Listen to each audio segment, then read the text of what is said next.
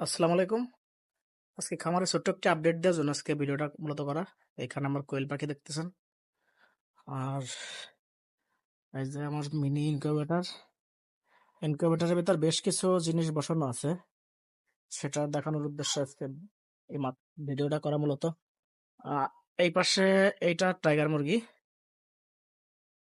এইটা আছে চীনা হাঁস, এই পাঁচটা আছে শ্রীরামা যে মুরগিটা আর কি, মালয়েশিয়ার একটা জাত। এই এই যে এইখানে এই লাইনে দেখতেছেন এগুলো সব টার্কি মুরগি। এইখানে আছে কিছু হাঁস, এইখানে আছে কিছু কিং কয়েল। এইগুলা আমি ইনকিউবেটরে বসাইছি আলহামদুলিল্লাহ। আর এইখানে বেশ কিছু, আমার কাছে বেশ কিছু মিশরি ফার্মি এবং দেশি মুরগি আছে। এগুলার বয়স আজকে 22 দিন। 22 দিনে আলহামদুলিল্লাহ সাইজগুলো অনেক বড় হয়েছে।